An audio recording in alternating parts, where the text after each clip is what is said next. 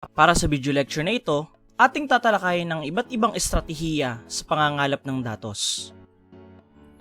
Ang pananaliksik ay isang sistematiko at siyentipikong proseso ng pangangalap, pagsusuri, pag-aayos, pag-oorganisa, at pagpapakahulugan ng mga datos tungo sa paglutas ng suliranin, pagpapatotoo ng prediksyon at pagpapatunay sa ebensyong nagawa ng tao.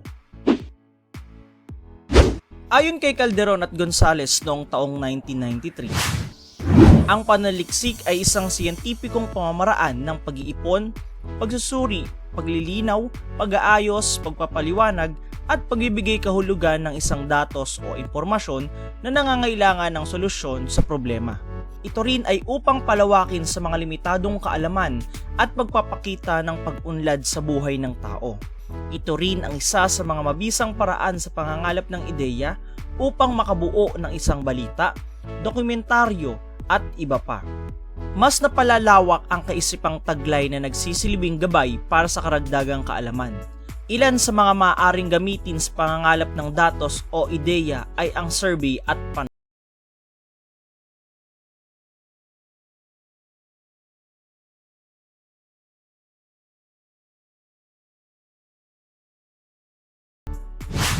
survey.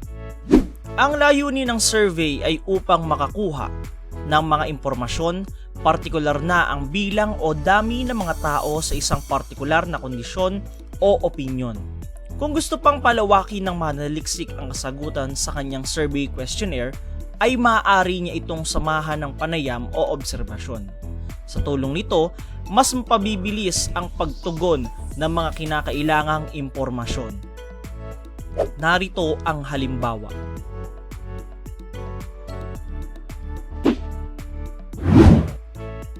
Maraming pagpipilian o multiple choice. Ito ang mas mabilis na paraan ng pagsasagot sa isang survey.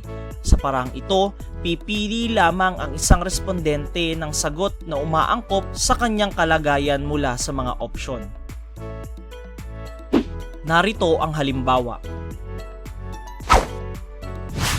Pagkilala sa mga sinasang-ayunan. Ilan pa sa mga uri ng pangangalap ng datos sa pamamagitan ng survey ay ang pagkilala sa mga sinasang-ayunan. Sa parang ito, maaaring maglagay ng pagpipili ang nagpapahayag ng pagsang-ayon o hindi pagsang-ayon ayon sa iba't ibang kaantasan. Narito ang halimbawa.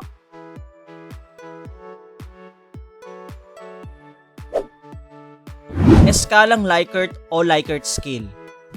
Ang Likert Scale ay isa sa mga paraan kung papaanong sinusukat ng isang tao ang kanyang sarili. Narito ang halimbawa. Ilan lamang ito sa mga maaaring lamanin ng isang survey. Maaari ding ayusin at paghusayin ang paraan ng pagtatanong.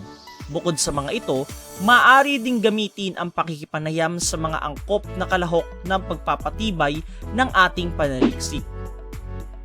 Panayam o interview.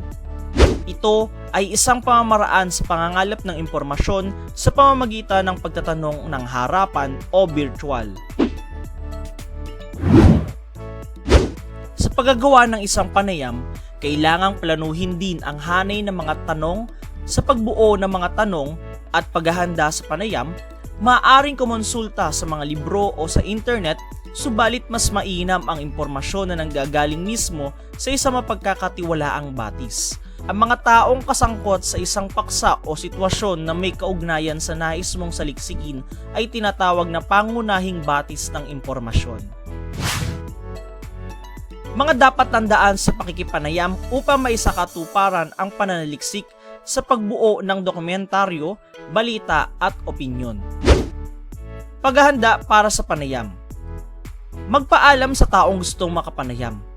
Kilalanin ang mga taong kakapanayamin.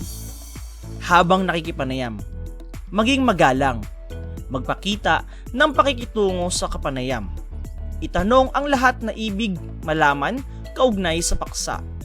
Makinig ng mabuti sa sagot ng kinakapanayam. Pagkatapos ng panayam, magpasalamat ng maayos. Iulat ng maayos at matapat ang nakuhang impormasyon sa panayam. Ngayon, Alam mo na ang paraan o estratehiya kung paano mangangalap ng tamang impormasyon.